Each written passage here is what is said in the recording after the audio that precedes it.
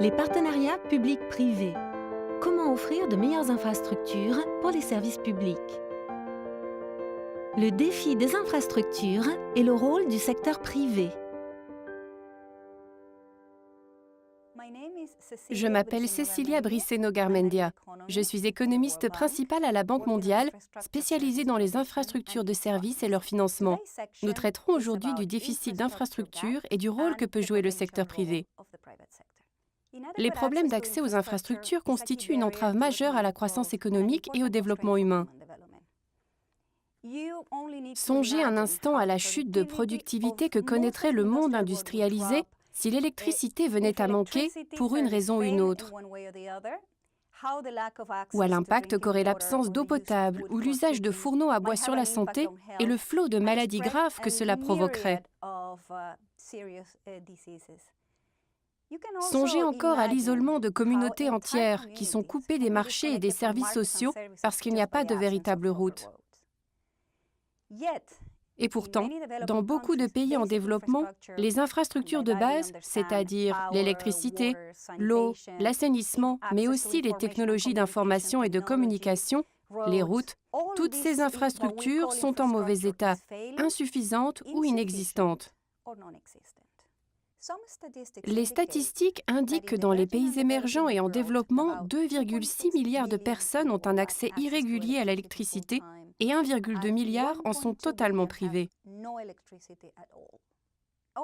Près de 663 millions d'individus n'ont pas accès à des sources d'eau traitée et 2,4 milliards manquent d'équipements sanitaires de base. Environ 1,5 milliard de personnes n'ont pas de réseau téléphonique fiable et 60% n'ont pas accès à l'Internet. Un tiers de la population rurale n'a pas accès à une route praticable toute l'année. En cas de pluie, par exemple, elle se retrouve donc coupée des autres villes et des centres économiques.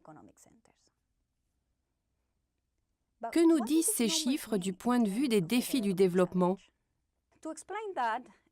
Prenons l'exemple du secteur de l'électricité en Afrique. Pour vous donner un ordre de grandeur, les 48 pays d'Afrique subsaharienne et leurs 800 millions d'habitants produisent la même quantité d'électricité que l'Espagne, avec ses 45 millions d'habitants. Et la production africaine représente 10% de l'électricité produite dans tous les pays en développement. Cela veut dire que les défis du développement se définissent par rapport à une cible, par rapport au niveau de développement d'autres continents.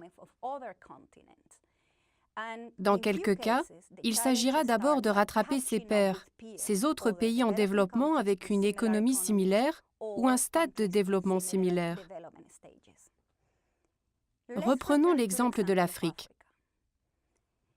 Nous avons calculé qu'en portant la qualité et la quantité des infrastructures africaines au niveau de l'île Maurice, ce pays étant le leader de l'infrastructure en Afrique, on pourrait gagner 2,2% de croissance. Mais si l'Afrique améliorait la quantité et la qualité de ses infrastructures et rattrapait le premier pays d'Europe occidentale, elle gagnerait 4 points de croissance. On voit donc clairement que la cible réaliste à atteindre, en termes de quantité et de qualité des infrastructures, est sujette à débat. Pour cadrer ce débat, nous avons fixé des objectifs de développement raisonnables, quoique arbitraires. De quoi s'agit-il? Supposons par exemple que nous ayons la possibilité sur une période de 10 ans de remettre en bon état de fonctionnement les infrastructures déjà en place et de bâtir de nouvelles installations afin de satisfaire la croissance économique et la demande qui ira avec pendant ces 10 ans, tout en visant des objectifs sociaux relativement limités tels que les cibles fixées par les objectifs de développement durable pour l'eau et l'assainissement. À vrai dire, ces objectifs ne sont pas très ambitieux. Et pourtant, il permettrait à l'Afrique subsaharienne ou à l'Asie du Sud de rattraper les autres régions en développement. En nous basant sur les estimations de coût des investissements, nous pouvons chiffrer le coût de ces objectifs. Ce coût inclut l'investissement, l'entretien et le fonctionnement de ces infrastructures et la capacité à les faire fonctionner. En Afrique, il s'élève en gros à 93 milliards de dollars par an pendant 10 ans. Et le montant de ses besoins en Afrique subsaharienne représente 10% de son PIB en termes d'investissement, auquel il faut ajouter au moins 5% du PIB pour l'entretien et le fonctionnement de ces équipements. Plaçons-nous maintenant à l'échelle des pays pour mesurer toute la difficulté de la situation et l'ampleur des efforts à consentir.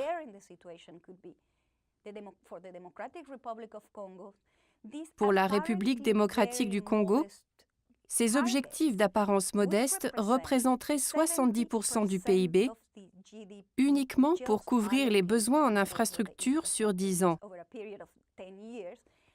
C'est parfaitement irréalisable, me direz-vous. En termes de ressources nécessaires et de composition des dépenses, les besoins en infrastructures d'un continent ou d'un pays peuvent s'apparenter à un seau d'eau. S'il est plein, tous les besoins sont provisionnés par les ressources monétaires. D'après les travaux évoqués précédemment pour l'Afrique, près de la moitié de ces besoins sont déjà couverts par des dépenses engagées sous une forme ou une autre.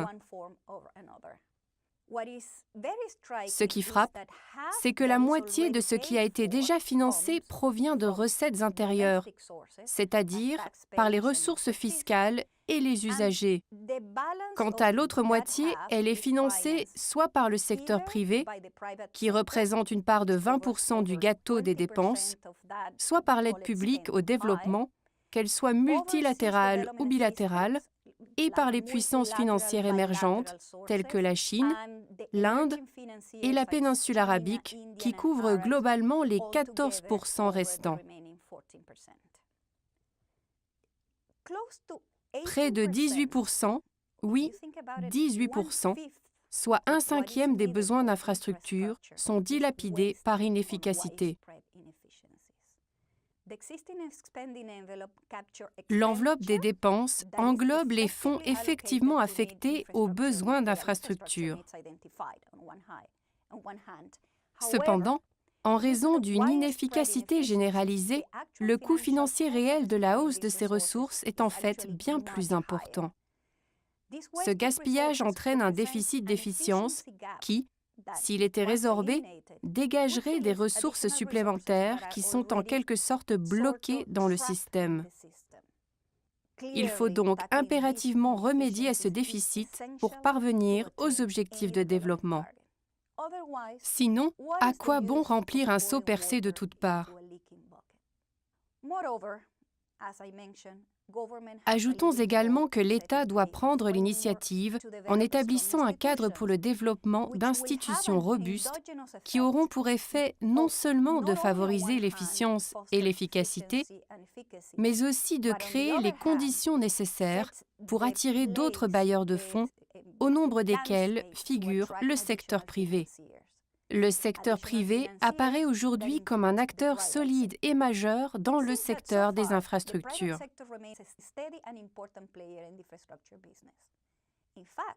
Les chiffres et les statistiques montrent que dans les pays à revenus intermédiaires et riches en ressources, le secteur privé est la principale source de financement extérieur. Il ne fait aucun doute que la participation du secteur privé et les partenariats qu'il noue avec le secteur public ne sont qu'une pièce du puzzle que constitue l'infrastructure. Mais son importance et son rôle potentiel ne doivent pas être sous-estimés.